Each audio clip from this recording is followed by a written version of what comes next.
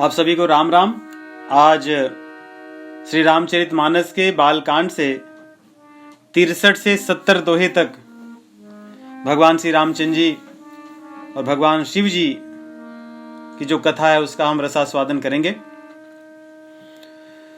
श्री सीतानाथ समारंभाम श्री रामानंदार्य मध्यमाम अस्मदाचार्य पर्यन्ताम वंदे श्री गुरु परंपराम।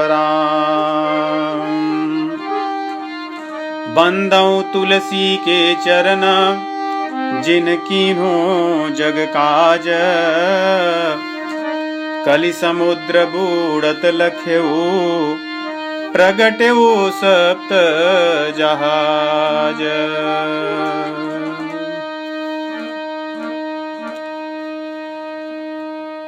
राम नवाम्बुददामिनी हरि भामिनी हे, सीते धरणी कुमारी जय जय जानकी हे। श्री राम जय जय राम, श्री राम जय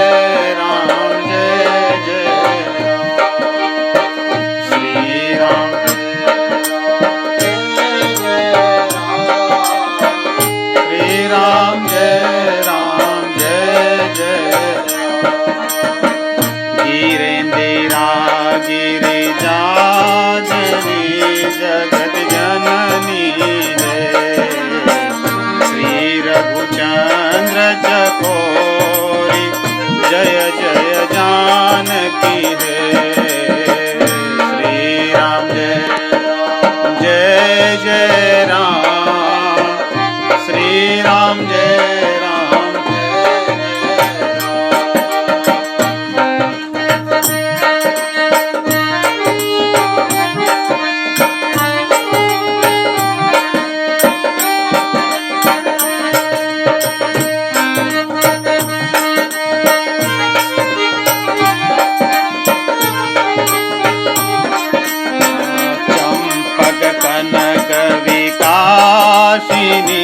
शीतवासिनी है।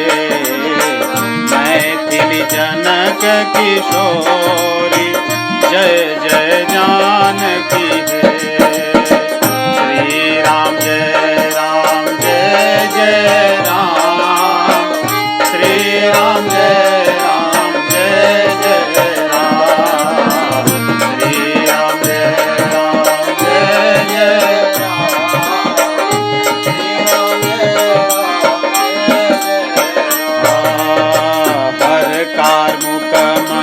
खांडिनी महिमानिनी है।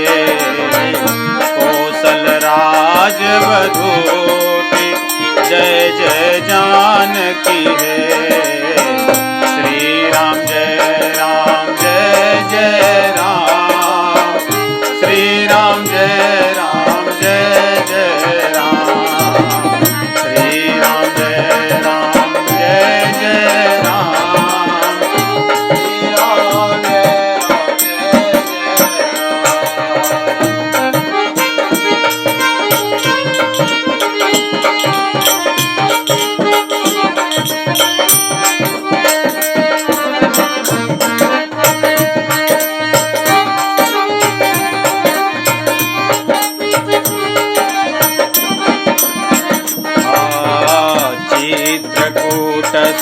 सुविहारिणी वनचारिणी है। सुजन सुजीवन मूलि जय जय जानकी है। श्री राम जय जय राम, श्री राम जय राम, श्री राम जय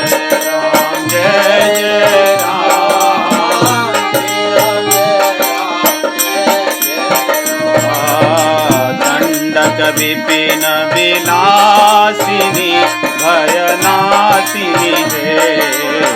धनुजवन जहि मरा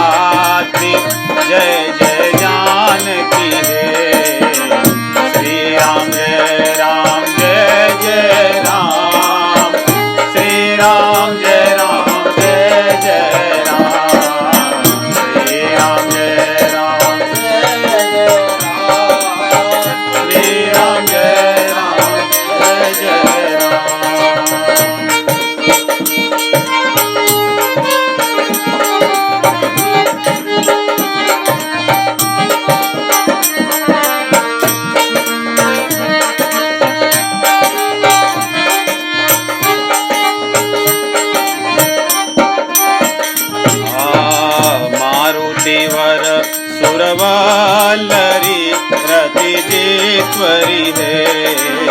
पावक पावनी देवी जय जय जानकी है। श्री राम जय राम जय जय राम। श्री राम जय राम जय जय राम। श्री राम जय राम जय जय राम। श्री राम जय राम। लक्ष्मण भरत शुभांकरी ऋतुहेश्वरी है। सततम अवध साम्राज्ञी जय जय जानकी है। श्री राम जय राम जय जय राम। श्री राम जय राम जय जय राम। श्री राम जय राम जय जय राम। श्री राम जय राम जय जय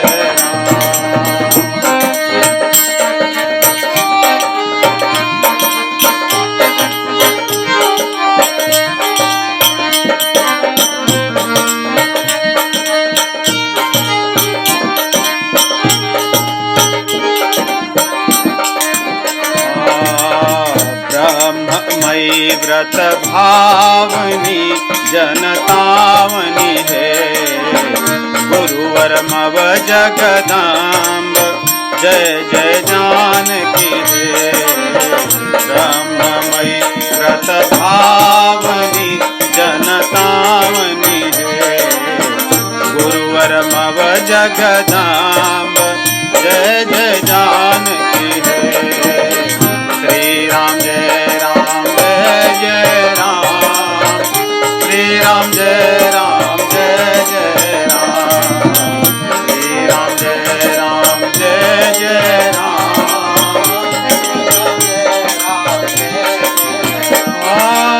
श्री राम जय राम जय जय राम।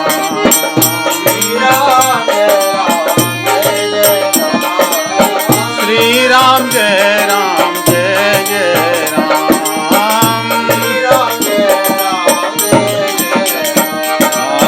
राम नवाम्बुदगामिनी हरि भामिनी है। सीते धरणी कुमारी जय जय जानकी है। सीते धरणी कुमारी जय जय जानकी है। सीते धरणी कुमारी जय जय जानकी है। सीते धरणी कुमारी जय जय जानकी है। सीते धरणी कुमारी जय जय जानकी है।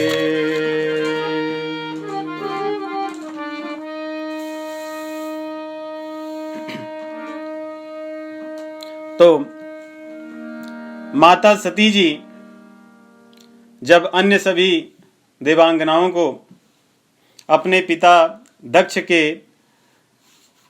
घर यज्ञ के लिए जाते हुए देखती हैं तो उनका मन लालायित हो उठता है और भगवान शिव जी के बार बार मना करने पर भी वे मानती नहीं हैं और जाने के लिए तैयार हो जाती हैं।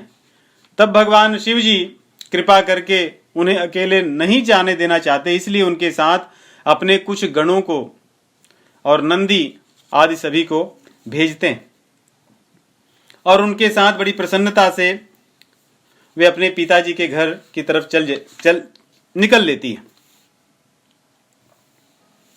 कही देखा हर जतन बहु रहै न दक्ष कुमार। दिए मुख्य गण संग तब विदा कीन्ह त्रिपुरारी। तो भगवान शिव जी त्रिपुर के जो शत्रु हैं उन्होंने अपने कुछ गणों को उनके साथ विदा किया और बड़ी प्रसन्नता से अपने पिता के भवन माता सती जी पहुंच गईं। उन्हें बहुत अच्छा लग रहा था, मन बहुत प्रसन्न था कि चलो भगवान शिव जी आए तो नहीं परंतु कम से कम पिता के यहाँ सभी से भेंट होगी, माता से मिलूंगी, बहनों से मिलूंगी तथा अन्य जो उत्सव चल रहा है उस उत्सव में सबसे भेंट होगी। इस प्रकार के विचार को लेकर भगवान शिव जी की बात की अवमानना करके वे पिता के घर पे पहुंचती हैं। वहां पहुंचते ही उन्होंने सर्वत्र आनंद का वातावरण देखा, परंतु स्वयं के लिए एक घुटन का अनुभव किया उन्होंने, क्योंकि पहुंचते ही उनके अपमान का जो क्रम था वो आरंभ हुआ। जो भी उनके सामने दिखता, किसी ने उनसे प्रसन्नता पूर्वक उनका स्वागत नहीं किया। ऐसा लगता था कि वे सबकी इच्छा के विपरीत वहां पर पहुंची हैं। जो उनकी बहनें थी वे भी ऐसा लग रहा था कि डर डर से उनसे मिल रही हैं। उनकी माता थी, वे थोड़ी प्रसन्नता पूर्वक उनसे मिली, परंतु जो पिता थे, पिता तो उनकी तरफ देखे ही नहीं, न तो कुछ पूछे। दक्ष न कछु पूछी कुछ लाता, सती ही बिलो की जरे सब गाता। और सती जी को देखकर बल्कि उनका शरीर क्रोध से भस्म हो गया कि ये क्यों चली आई। मैंने तो सती को और सती के पति को, इन दोनों को आमंत्रित ही नहीं किया था, फिर बिना आमंत्रण किए ये यहां क्यों पहुंच गई। ये विचार से उनका जो शरीर था क्रोध से और मन में अहंकार जो ईर्ष्या थी उससे भस्म होने लगा। परंतु सती फिर भी, कहते हैं ना कि दुस्साहस करके आगे बढ़ती गई कि चलो ठीक है, आ तो गई हूं, यहां से लौटने को कौन कहे। आगे जहां पे यज्ञ चल रहा था वहां पर प्रवेश करती हैं कि अब मैं देखूं कि यहां पे शिव जी के लिए कुछ यज्ञ का भाग रखा गया है या नहीं, या अपमान इस सीमा तक मेरे पिता कर रहे हैं कि वे भगवान शिव जी के यज्ञ का जो भाग है उसको भी उन्होंने नहीं रखा।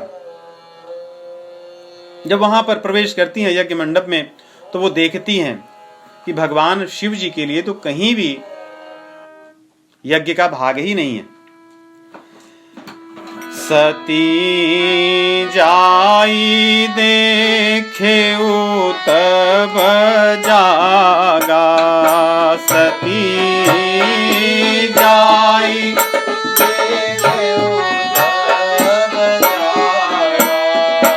कतहु न दीख शंभु कर भागा।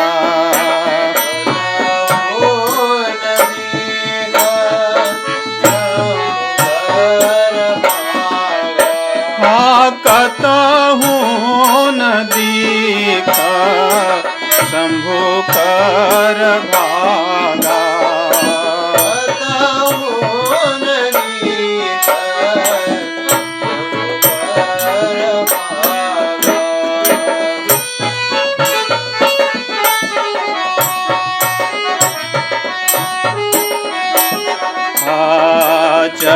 यद्यपि जग दारुण दुख नाना,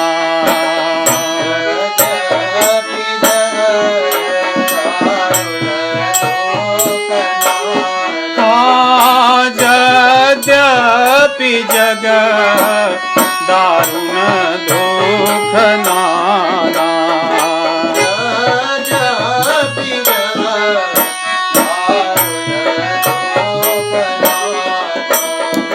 सब ते कठिन जाति अवमाना।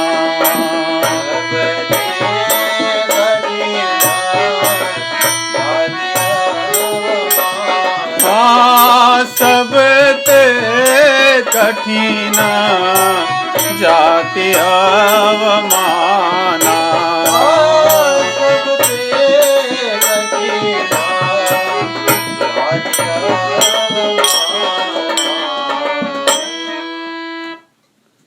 सती जी यज्ञ मंडप में प्रवेश करके देखती हैं कि सब देवताओं के अलग अलग भाग रखे गए हैं, परंतु भगवान शिव जी के लिए कहीं भाग ही नहीं है। उनके मन में जो शंका थी और जो दुख था, वो दुख और बढ़ता गया और धीरे धीरे इतना बढ़ा कि क्रोध की उनके सीमा न रही। उनका मन बहुत व्यथित हो गया और कहते हैं कि उनको दुख तो पहले से ही था, भगवान शिव जी ने उनको त्याग दिया था।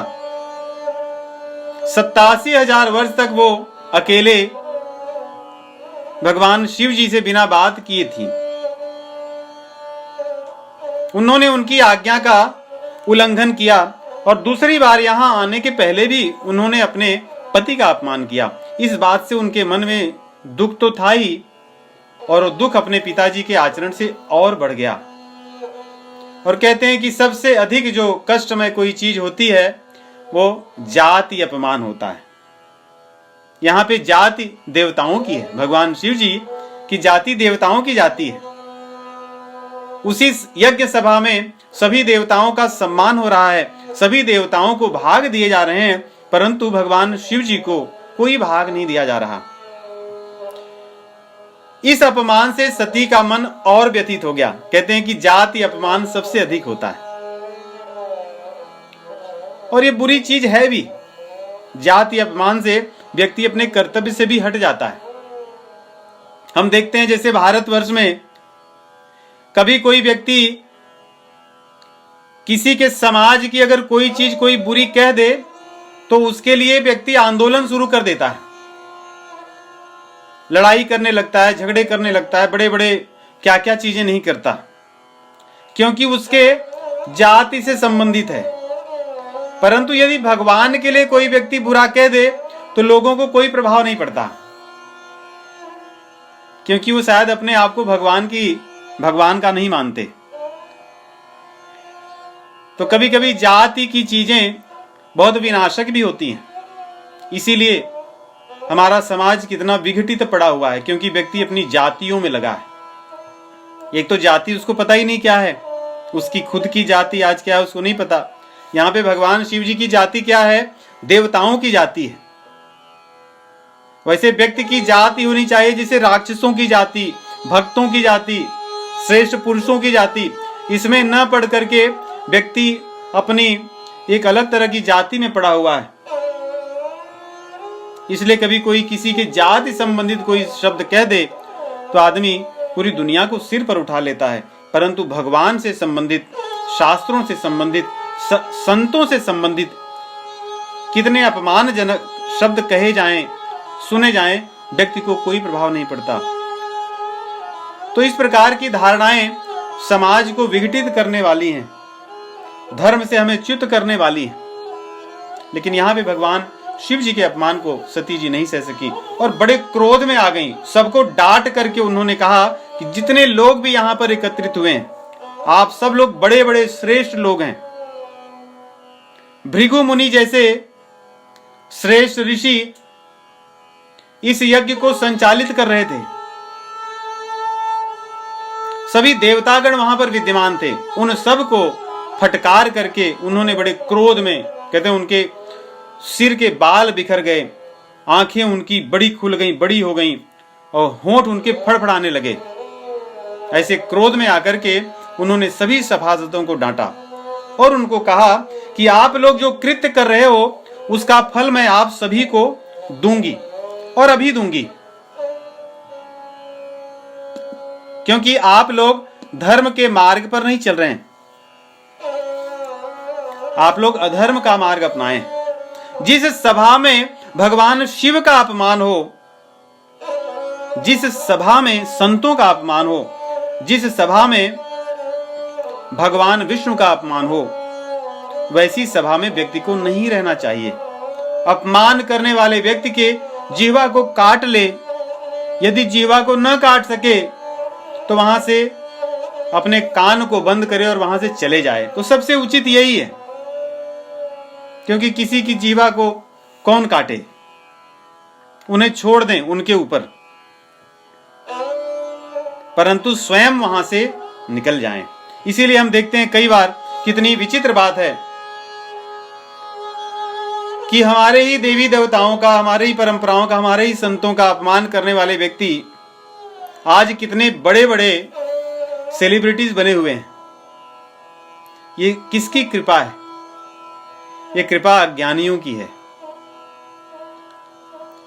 यदि हम अपने कान को बंद कर लें और अपने नेत्र को उन लोगों से बंद कर लें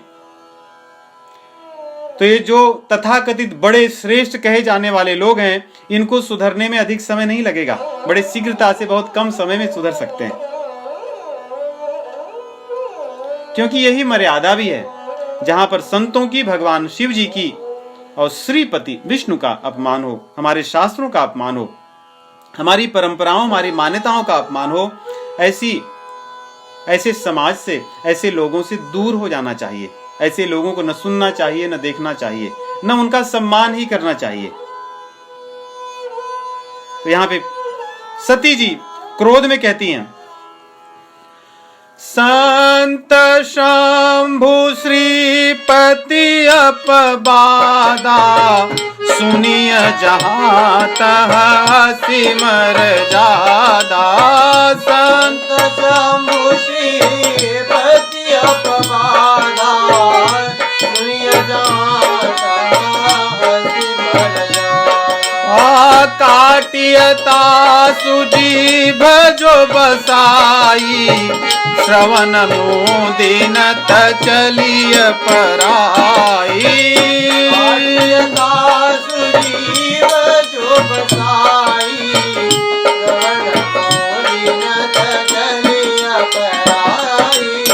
श्रवण मोदिनत चलिय पराई।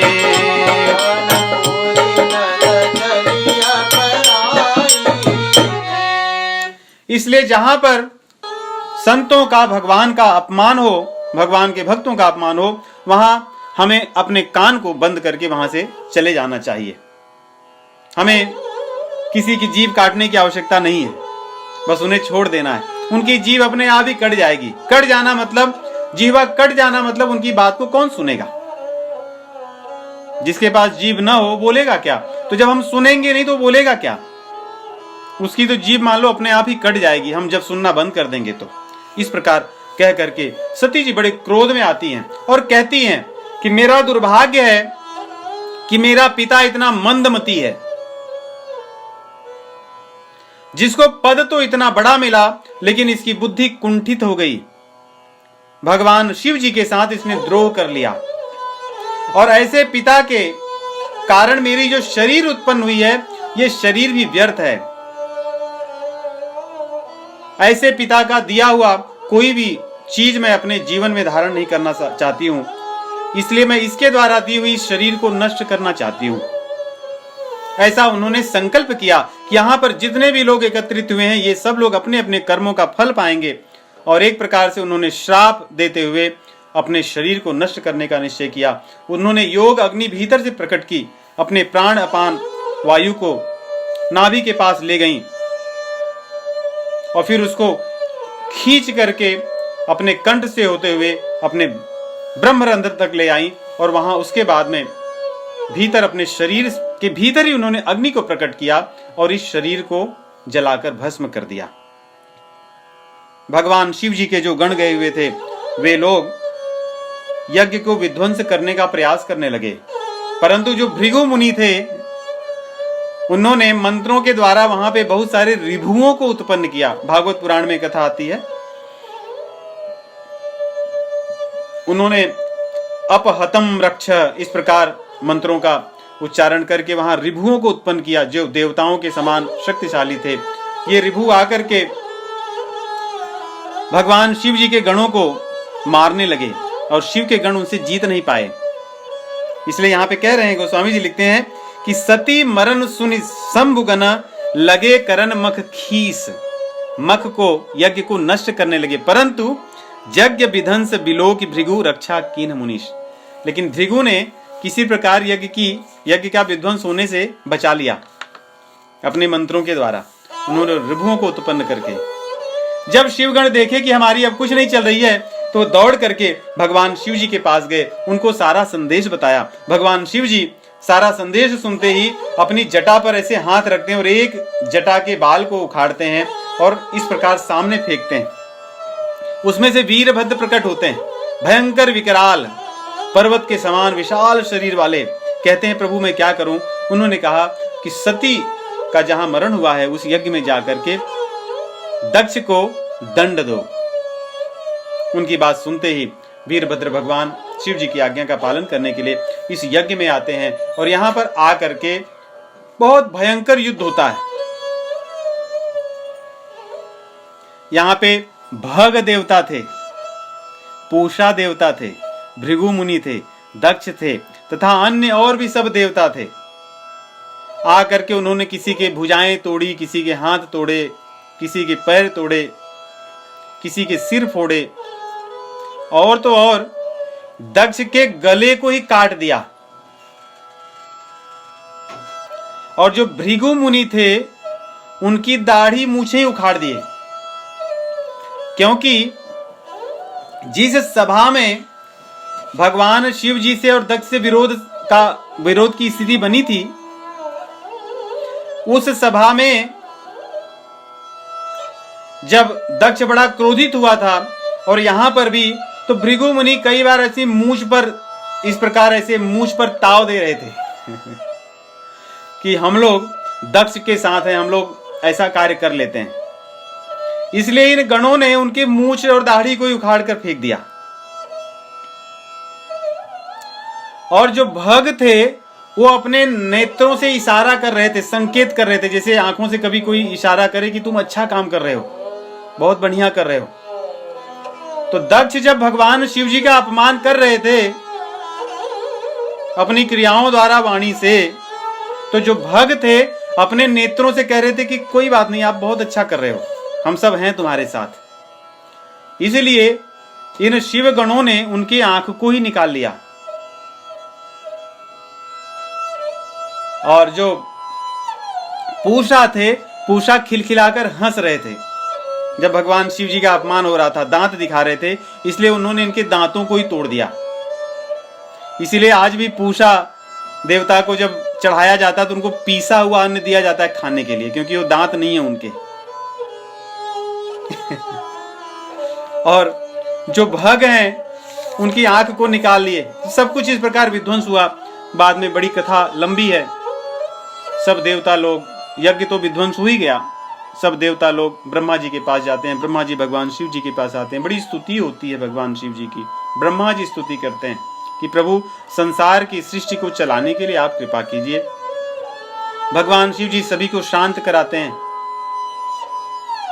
और दक्ष का गला ही कट गया था, तो अपने गणों को कहा कि इनको फिर से जीवित कर दो। इसलिए गणों ने बकरे का सिर ला करके उनको लगा दिया। और भृगु मुनि को बकरे की दाढ़ी मूछ ही लगाई है, इसलिए भृगु मुनि को की जो दाढ़ी मूछ है वो बकरे की जैसी है, बकरे की ही है। और जो भग हैं उनके आंख तो निकाल दिए। तो भगवान शिव जी ने कहा चलो ये मित्र जो देवता है उनकी आंख से देखा करेंगे। और जो पूषा हैं ये यजमान के दांतों से ही खाया करेंगे, इनके दांत तो अब नहीं रहेंगे। और जिनके हाथ पैर ये सब भुजाएं कट गई थी, बोले ये अश्विनी कुमार की भुजाओं से इनका काम हुआ करेगा, तथा अन्य देवताओं के हाथ से जिनके हाथ टूट गए थे उनका कार्य होगा। इस प्रकार भगवान शिव आशीर्वाद देते हैं और जो भी यज्ञ विध्वंस हुआ था उसको शांत कराते हैं। और फिर से बकरे का मुंह लेकर के जो यज्ञ की प्रक्रिया होती है पूर्ण होती है। माता सती जी अपने शरीर को छोड़ दी रहती है। देखिए ये कथा कितनी शिक्षाप्रद कथा है कि दक्ष जैसा पद प्रतिष्ठा वाला व्यक्ति भी किस प्रकार का निम्न कोटि का तुच्छ कर्म कर सकता है यदि व्यक्ति को सही ज्ञान न हो तो। सही ज्ञान व्यक्ति को श्रेष्ठ बना सकता है। हमारे पास कितना भी धन वैभव संपत्ति हो जाए, परंतु यदि हमारे पास सद्गुण नहीं है, हमारे पास विवेक नहीं है, हमारे पास सत्संग नहीं है, तो वो हमारा नाश ही करने वाली है। सोचिए यज्ञ भी दक्ष ने किया तो उसी से सबका नाश हुआ, किसी का भला नहीं हुआ, जबकि यज्ञ भले के लिए होता है। क्यों? क्योंकि उनकी बुद्धि सही नहीं थी। जिसकी बुद्धि सही नहीं है उसके द्वारा कोई भी कार्य किया जाए, अच्छा गुण भी उसके पास हो, अच्छी संपत्ति वैभव भी हो, तो उस सबके विनाश की होती है। इसीलिए समाज में आज हम देखते हैं सबकी चीजों व्यक्ति के पास बहुत अधिक मात्रा में है, लेकिन क्या किसी को सुख मिल रहा है? सर्वत्र अशांति व्याप्त है, क्योंकि सद्गुण नहीं है। बुरे गुण सभी में व्याप्त है। भागवत पुराण में कहते हैं कि यदि व्यक्ति के पास अच्छे गुण न हो तो उसके पास विद्या हो, बहुत अधिक तप हो, बहुत अधिक धन हो, बहुत उसकी युवा वाली शरीर हो, युवावस्था हो, बहुत उसका श्रेष्ठ कुल हो, लंबी उसकी आयु हो, इन सब चीजों से वो दूसरों का अहित ही करता है। क्योंकि अच्छे गुणों के अभाव में जो उसके दुर्गुण हैं, उन दुर्गुणों से व्यक्ति के भीतर अभिमान उत्पन्न होता है और अभिमान व्यक्ति के विवेक को नष्ट कर देता है और विवेकहीन व्यक्ति सदैव सज्जनों का अपमान करता है और सज्जनों के अपमान से समाज विघटित नष्ट हो जाता है। समाज में फैली हुई जो बुराइयां हैं वो इसलिए क्योंकि सज्जन नहीं है। सज्जन इसलिए नहीं क्योंकि सज्जनों का सम्मान नहीं होता। यदि सज्जनों का सम्मान होने लगे तो दूसरे लोग उनको श्रेष्ठ मान करके वे भी सज्जन बनने का प्रयास करेंगे, परंतु सज्जनों का सम्मान न होने के कारण व्यक्ति जो दुष्ट जन है उनको आदर्श मान करके उनके जैसा बनना चाहता है और इसलिए उसके पास कितनी भी श्रेष्ठ चीजें हों वो दूसरों की बुराई ही करता है। जब भागवत पुराण में इसको कहते हैं, इसी प्रसंग के अंतर्गत आता है, विद्या तपोवेत वपूर्वयः कुलैः सतां गुणैः षड्भिरसत्तमेतरैः स्मृतौ हतायां भृतमान दुर्दशः स्तब्धा न पश्यन्ति हि धाम भूयसाम्। कि हमारे पास कितनी भी श्रेष्ठ चीजें क्यों न हो, लेकिन गुण अच्छे होने चाहिए, विवेक होना चाहिए, तभी उनका सदुपयोग हो सकता है। अन्यथा दक्ष जैसे बड़े श्रेष्ठ ज्ञानी व्यक्ति भी बड़े बड़े श्रेष्ठ यज्ञ करके भी अपना भी और अपने साथ सबका विनाश करने वाले हैं, किसी का भला नहीं होने वाला है। तो इस प्रकार हम देखते हैं कि सती माता जी अपने शरीर को तजती हैं, शरीर को त्याग करते समय उन्होंने भगवान शिव जी का स्मरण किया और भगवान के चरणों में उन्होंने चरणों का स्मरण करके उनसे वरदान मांगा। भगवान से वरदान मांग रही हैं, हरि से वरदान मांग रही हैं, रामचंद्र जी से वरदान मांग रही हैं कि प्रभु मैं ये शरीर तो छोड़ रही हूं, लेकिन मुझे फिर से शिव जी ही पति रूप में मिले। सती मरत हरि सन वर मांगा, सती मरत हरि सती मरत हरि सन वर मांगा,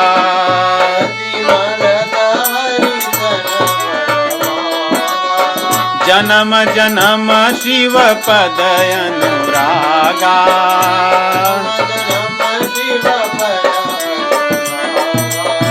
तेहि कारण हिमगिरि गृह जाई,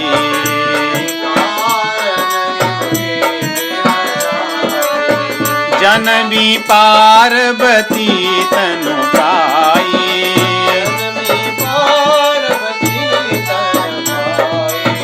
जनमी पार्वती तनु पाई।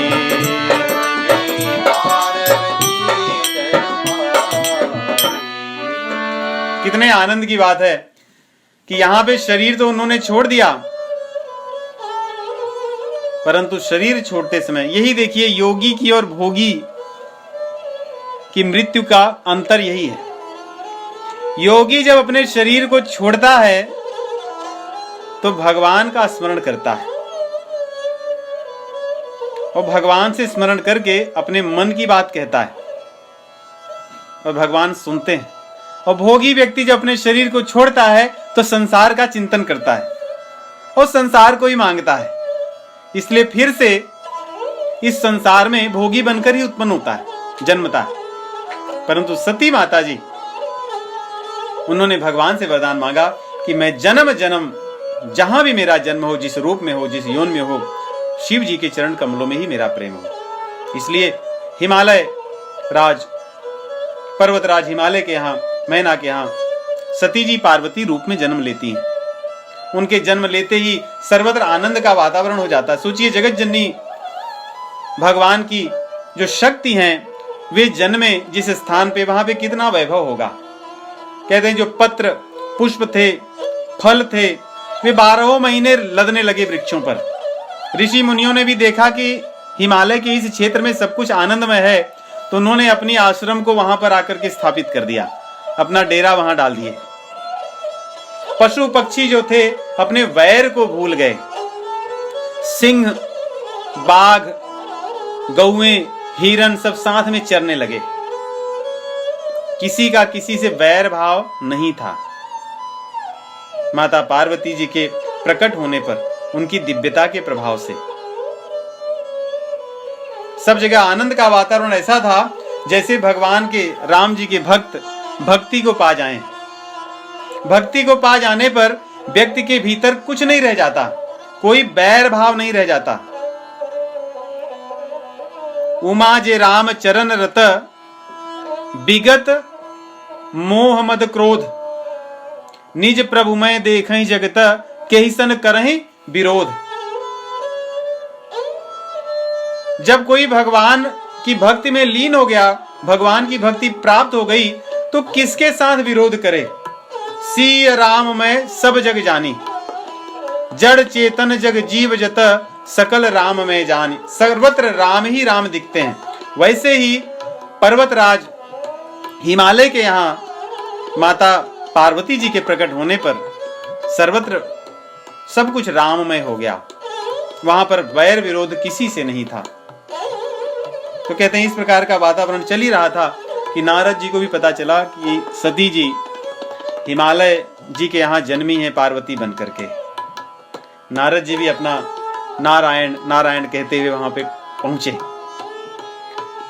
हिमालय ने देखा कि नारद जी आए हुए, दौड़ करके उनकी अगवानी की, उनके चरण कमलों की सेवा की, उनका चरण प्रक्षालन किया। जो जल था चरणोदक, उसको सर्वत्र अपने भवन तथा आसपास सर्वत्र उस जल का सिंचन किया। उनको आसन दिया, बैठाया, उनकी सेवा की और बोले, हे मुनि, किस प्रयोजन से आप आए हैं। उन्होंने कहा कि कोई नहीं, ऐसे ही मैं विचरण करते हुए आ गया हूं। तो बोलिए चलो अच्छी बात है, ये मेरी जो कन्या है इसके भाग्य को बताइए। नहीं, ऋषि मुनि कोई ऐसे मिल जाए नारद जैसे, तो कौन व्यक्ति अपने भाग्य को नहीं जानना चाहेगा। जो त्रिकालज्ञ हैं, भूत वर्तमान भविष्य को जानने वाले हैं और भगवान के परम भक्त हैं। नारद जी बोले ठीक है, अपनी बिटिया को ले आओ। उसके हाथ देखने लगे।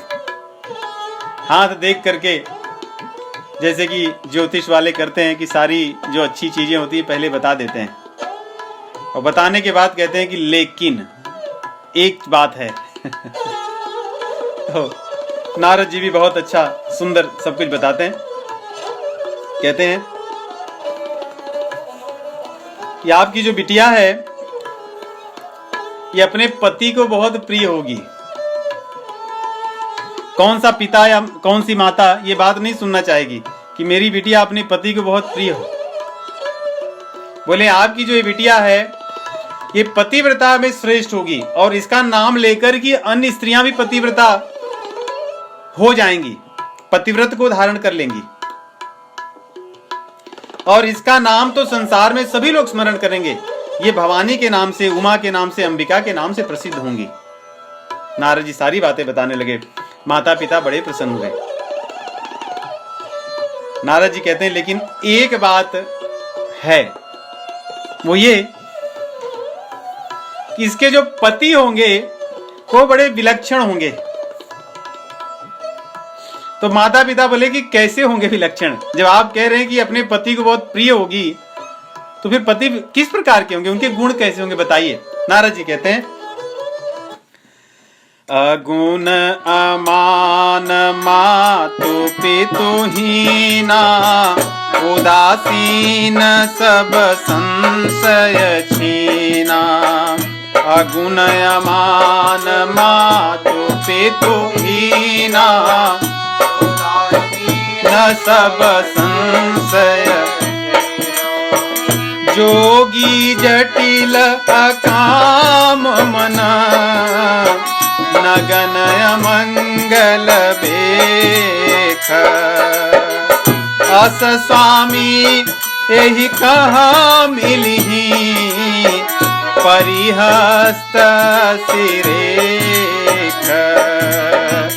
अस स्वामी एहि कहाँ मिलही, परिहस्त सिरेख।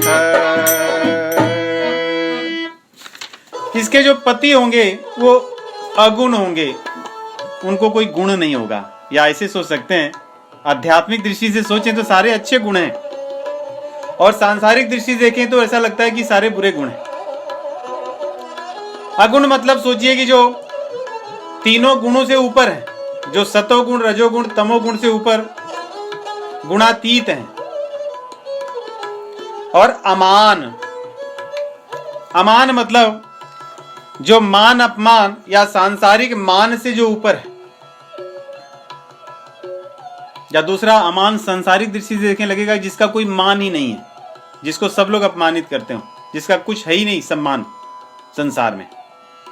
माता पिता जिसके नहीं है, माता पिता तो भगवान के नहीं है, परंतु संसार में किसी का माता पिता ना हो मतलब पता नहीं किसका पुत्र है, अनाथ है, ऐसे ही कहीं पाया गया होगा। उदासीन सब संशय छीना, उदासीन है अर्थात उसके अंदर कोई अच्छी या बुरी भावना दिखती नहीं है। तो गृहस्थ आदमी को कौन ऐसा चाहेगा जिसका पति उदासीन हो, न किसी बात पे हंसे, न किसी बात पे दुखी हो, ऐसे ही निठल्ला शांति से बैठा रहे, कोई प्रतिक्रिया ही न व्यक्त करे। रोज घर में झगड़ा ही होगा कि कुछ बोलते ही क्यों नहीं। और सब संशय छीना, छीण है वो, और संशय वाला है, हर चीज पे शंका करता हो। या दूसरा अर्थ भी इसका ले सकते हैं कि संशय रहित हो, अर्थात लापरवाह हो। और योगी हो, किसी का विवाह होने वाला हो, पता चले कि वो योगी हैं, वो दिन भर ध्यान में ही बैठे रहते हैं, कभी कभी उठते हैं, बातचीत करते हैं। और भगवान शिव जी जैसा योगी जो 87,000 वर्ष तक समाधि में ही चले गए, अगर फिर से एक बार जगे और फिर समाधि में चले गए, और कह रहे हैं जटिल, जटिल माने जिसकी जटाएं बड़ी भयंकर, जटाधारी इस प्रकार हैं। और अकाम, जिसे कोई कामना ही नहीं हो, कुछ लेना देना ही ना हो। और नग्न रहने वाला व्यक्ति जो अपने शरीर का अच्छे से देख रेख न करे, जिसका वेश ही अमंगल हो। और नग्न का अर्थ यह भी हो सकता है कि जो व्यक्ति संसार की किसी चीजों से अपने आप को लगाव न रखे, इच्छा रहित हो, त्यागी हो। तो सब शब्दों का अर्थ आध्यात्मिक भी है और सबका सांसारिक अर्थ जो कि गृहस्थों के लिए आवश्यक नहीं है। किसी का विवाह हो और नग्न रहे या कोई ढंग से कपड़ा ही न पहने, कभी कभी कोई आ जाए और ढंग से कपड़ा न पहने रहो, उसे जाने के बाद घर वाले ही आपको 50 बात सुनाएंगे कि आपको कुछ पता ही नहीं है क्या पहने थे। तो और कोई गृहस्थ आदमी ऐसा हो जिसको अपने शरीर की ही देखरेख का पता ना हो, कोई भी रूप धारण किए रहे, जटाएं कैसी भी रखे रहे, कपड़ा कैसे भी पहना रहे।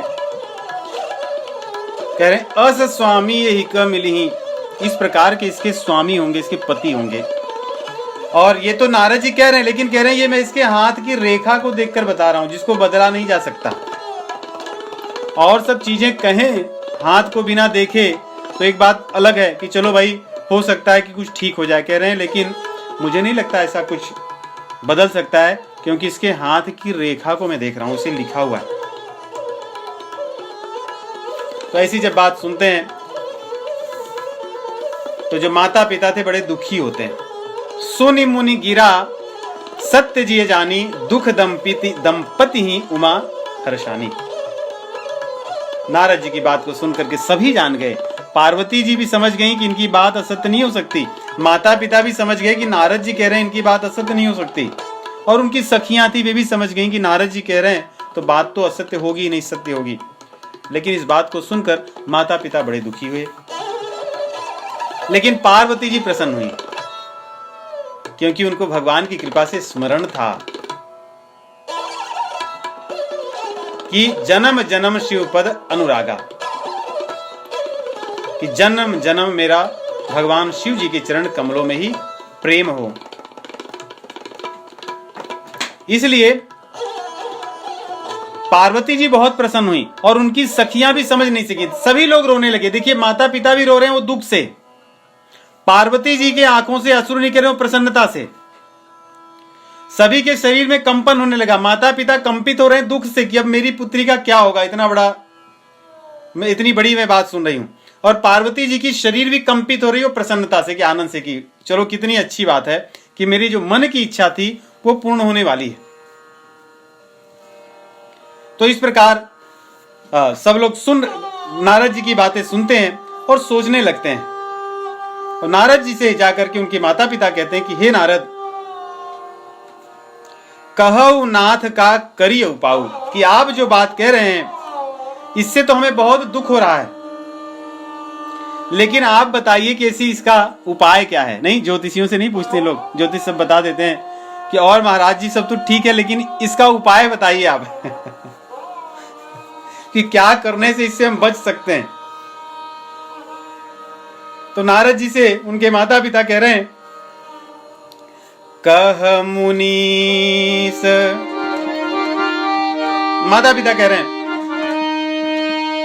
उर धरि धीर कहई गिरिराऊ, कहु नाथ का करिय उपाऊ। उर धरि धीर कहई गिरिराऊ, कहु नाथ का, कहु नाथ का करिय उपाऊ।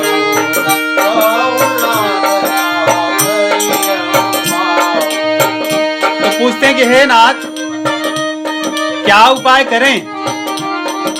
तो नारद जी भी विचार करते हैं और विचार करके नारद जी उपाय बता रहे हैं। कितना सुंदर उपाय है, सुनिए।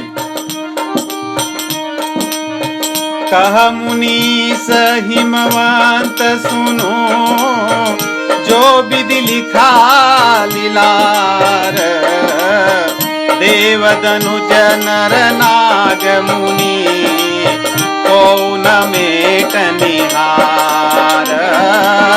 देवदनुज नर नाग मुनि को न मेट निहार।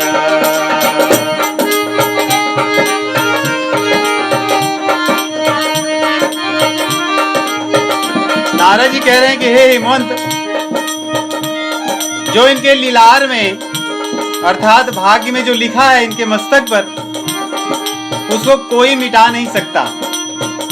ये मेरे बस की भी बात नहीं है, मेरे पास कोई उपाय नहीं है।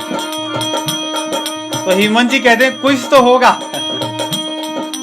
क्योंकि अगर कुछ नहीं होगा तो हम क्या करेंगे। तो नारद जी विचार करते हैं और विचार करके कहते हैं कि हाँ, एक उपाय मुझे सूझ रहा है, उससे कुछ हो सकता है।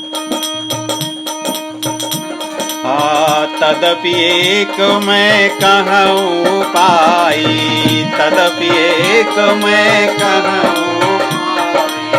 होई करई जो देहु सहाय।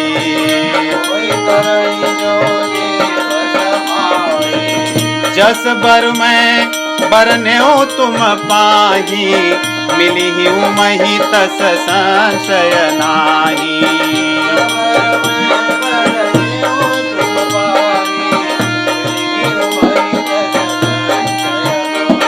जो सारे मैंने आपको गुण बताए हैं या अवगुण बताए, मैं विचार करके देख रहा हूं जो सारे भगवान शिव जी में विद्यमान है। इसलिए अगर ऐसा करें, विवाह अगर शिव जी के साथ हो जाए तो सारा काम बन जाए, क्योंकि जो भाग्य में लिखा है वो चीज भी उनको मिल जाएगी। और भगवान शिव जी क्योंकि श्रेष्ठ हैं, तो ये सारे जो दुर्गुण है वो भी छिप जाएंगे। इसलिए ऐसा उपाय करें कि गिरिजा का विवाह जो है वो भगवान शिव जी के साथ हो। जे जे बर के दोष बखाने, जे जे बर के दोष बखाने, ते सब शिव पह मैं अनुमाने, ते सब शिव पह मैं अनुमाने। आजौ विवाह शंकर सन होई, 200 गुण सम कह सब कोई। जौ विवाह शंकर सम होई, 200 गुण सम कह सब कोई।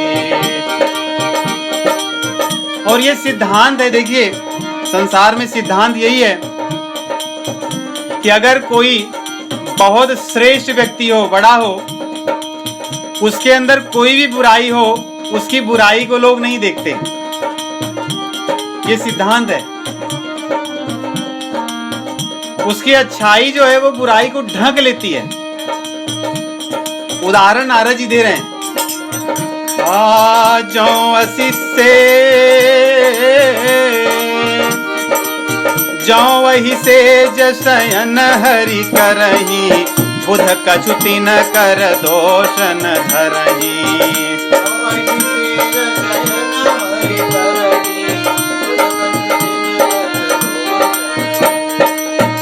भगवान जो हैं कमलाक्ष विष्णु भगवान शैया पर सोते हैं। शैया किसकी होती है? अनंत की, अनंत शेष की, शेषनाग की। सोचो कोई व्यक्ति शेषनाग पर या सांप पे सोए और लोग उससे गुण गाएं, संसार में ऐसा नहीं होता। लेकिन भगवान विष्णु सर्प पर सोते हैं और सब लोग उनकी प्रशंसा करते हैं, उनके गुण गाते हैं। उसी प्रकार जो सूर्य है और अग्नि है, सभी रसों को जलाकर सोख कर नष्ट कर देते हैं, सबको रसहीन बना देते हैं, परंतु कोई उनको बुरा नहीं कहता क्योंकि वो समर्थ हैं। उसी प्रकार गंगा जी हैं। गंगा जी में यदि कभी अपवित्र जल मिल जाए, उसको भी लोग पवित्र मान लेते हैं। ये नहीं कहते कि गंगा जी में चलो एक लोटा है गंदा जल गिर गया, गंदा जल तो गंगा जी अपवित्र हो गई, कोई नहीं मानता। सब लोग उनको तभी भी गंगा को पवित्र मान करके उनका सेवन वैसे ही करते हैं। क्यों? क्योंकि वो समर्थ हैं। समर्थ लोगों के भीतर कोई भी बुराई बुराई नहीं रह जाती, वो बुराई उसके अच्छे गुणों के कारण ढक जाती है। ए भानु कृषानु सर्वरस खाही, तिन कह मंद कहत को नाही। शुभ यरु अशुभ सलिल सब बहई, सुर सरि को अपुनी तन कहई।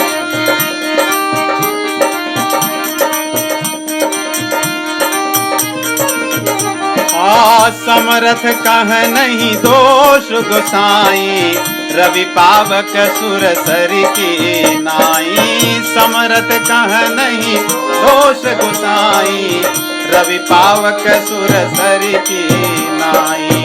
रवि पावक सुर सरि की नाई, रवि पावक सुर सरि की नाई।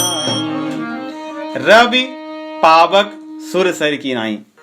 कोई गंगा जी जैसा समर्थ हो पवित्र करने में, सूर्य जैसा और अग्नि जैसा दूसरों को पवित्र करने में समर्थ हो नहीं। ये कितना पवित्र कर देते हैं।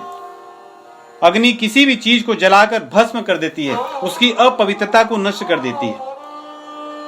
सूर्य इस पृथ्वी पर विद्यमान कोई कितना भी गंदी चीज क्यों न हो, सूर्य अपने तेज से उसको उसकी गंदगी को नष्ट कर देता है, कर देते हैं, क्योंकि वे समर्थ हैं। इसलिए उनको कोई दोष नहीं देता, सब उनकी प्रशंसा करते हैं। इसलिए यहां पे नारद जी कहते हैं यदि भगवान शिव जी से इनका विवाह हो जाए तो जितने भी ये मैंने अवगुण गिनाए हैं कि अगुण, अमान, मात पुतिहीना, संशय छीना, नग्न, अमंगल वेश, योगी, जटिल, ये सारे जो दुर्गुण दिख रहे हैं ये सब सद्गुण में बदल जाएंगे। यही एक उपाय मुझे दिखता है, और तो मुझे दूसरा कोई उपाय नहीं दिखता।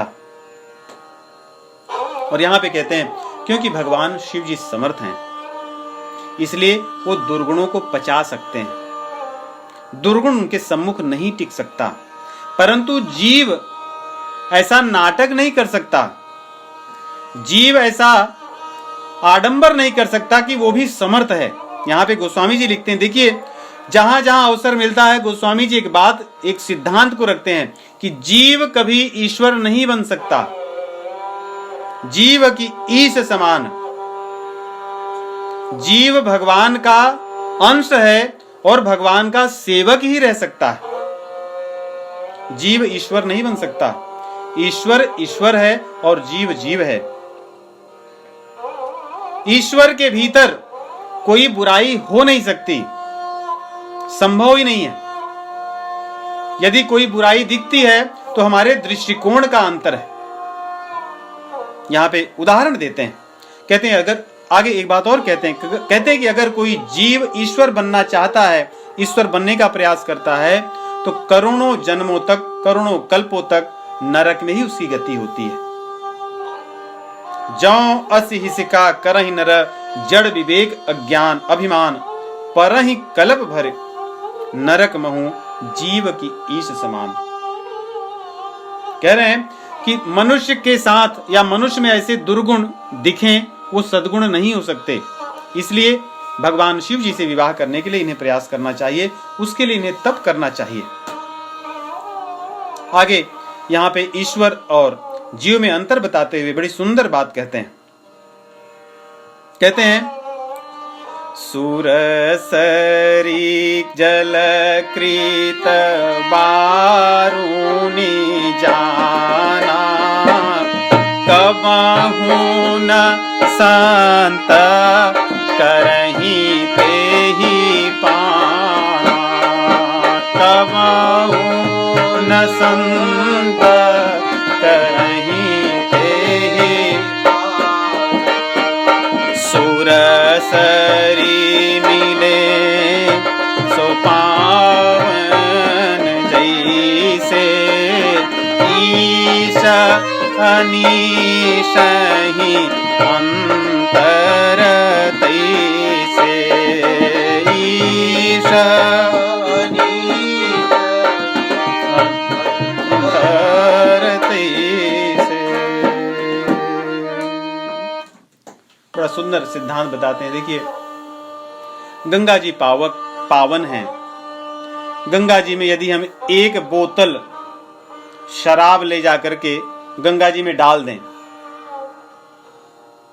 और उसके बाद किसी को कहें कि गंगा जी अपवित्र हो गई हैं, उनके जल को अब मत पियो, तो ये मूर्खता होगी। जब जो शराब थी, मदिरा थी, वो बोतल से खोलकर गंगा जी में डाल दी गई, तो उसकी जो सामर्थ्य थी वो नष्ट हो गई, उसके जो दुर्गुण थे वो नष्ट हो गए, लुप्त हो गए। परंतु यदि उस मदिरा की बोतल में हम गंगा जी के कुछ जल को डालें, तो क्या वो मदिरा जो थी पवित्र हो सकती है? कभी नहीं हो सकती। क्योंकि जो मदिरा की बोतल थी वो उसमें से मदिरा बाहर नहीं निकली, वो गंगा जी में नहीं मिली। अर्थात ये जब सद्गुणों में दुर्गुण मिल जाता है तो अपने गुण को वो खो देता है, क्योंकि वो सद्गुण समर्थ है। या समर्थ में जब कोई दुर्गुण मिलते हैं तो दुर्गुण नष्ट हो जाते हैं, परंतु असमर्थ में, क्योंकि जो मदिरा है वो असमर्थ है, उसके अंदर कोई सामर्थ्य किसी को पावन करने की नहीं है बल्कि विनाश करने की है, उसके भीतर आप गंगा जल को मिलाओगे वो कभी गंगा जल नहीं बन सकता। इसलिए सत्संग और कुसंग को ऐसे ही समझिए। इसीलिए कई बार मन में प्रश्न होता है, यदि सत्संग इतना प्रभावकारी है तो तो फिर जीव सुधरता क्यों नहीं? क्योंकि जीव के जो दुर्गुण हैं, उन दुर्गुणों को जीव खुल करके या खोल करके छोड़ करके सत्संग नहीं करता। वो उस बोतल की तरह उसको बांधे रहता है। इसीलिए दोनों तरह की बातें सुनने को मिलती हैं। गोस्वामी जी लिखते हैं कि कौन सा ऐसा व्यक्ति है जो कुसंग पाकर बर्बाद या नष्ट नहीं होता,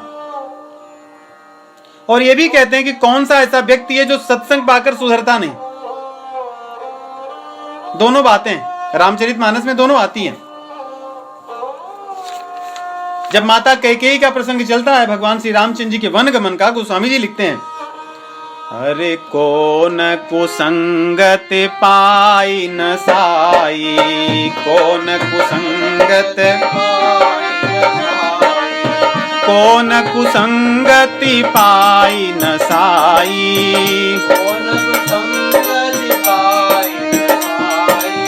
रहई न नीच मते चतुराई,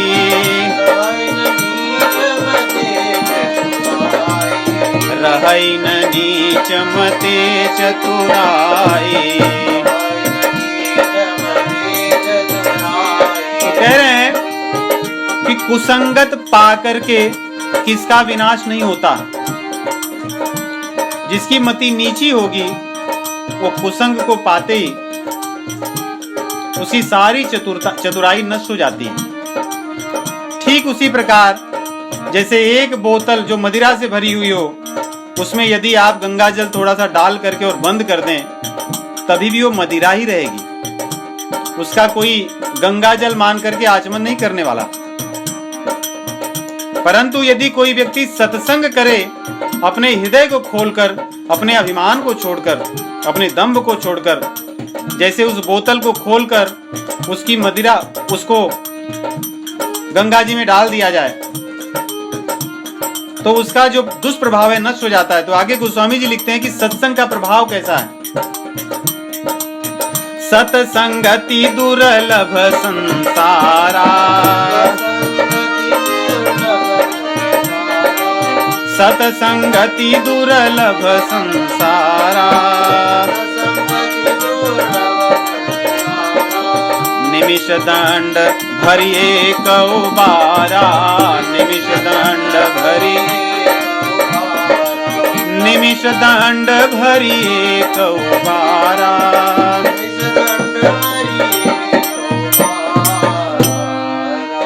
कि सत्संगति यदि एक निमिष, एक दंड भर भी, एक क्षण भी हम कर लें, कब, कैसे? जैसे बोतल को खोलकर उसको पूर्ण रूप से गंगा जी में डाल दिया जाए, वैसे ही हम अपने दुर्गुणों को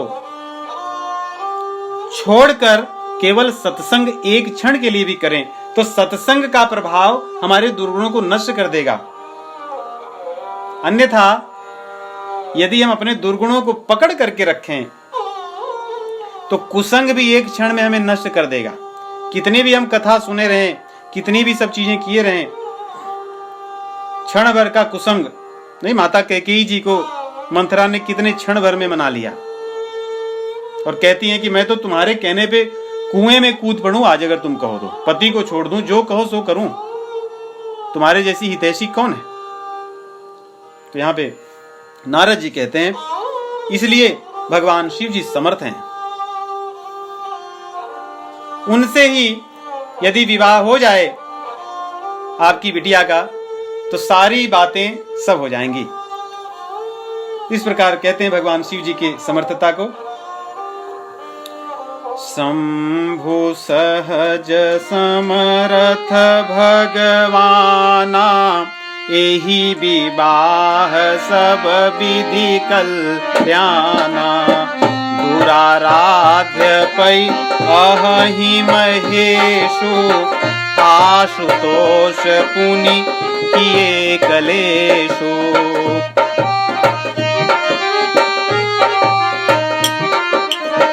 जाओ तप करई कुमारी तुम्हारी, भाव्यु में पिस कहीं त्रिपुरारी।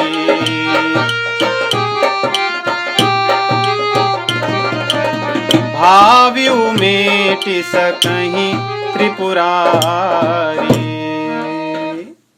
त्रिपुरारी हैं जो भाग्य को बदल सकते हैं, वही हाथ की रेखा को भी चाहे तो बदल देते। दूसरा उपाय मुझे नहीं सूझता, इसलिए मैं तो यही आपको सुझाव दूंगा कि आपकी जो पुत्री हैं वो तप करें। इससे इनके भाग्य में लिखा हुआ जो चीज हमें दुर्भाग्य सी प्रतीत हो रही है वो उनके सौभाग्य में बदल जाएगी। तो इस प्रकार नारद जी उनसे सारी बातें बताते हैं। आगे की कथा हम लोग अगले सप्ताह सुनेंगे। राम राम।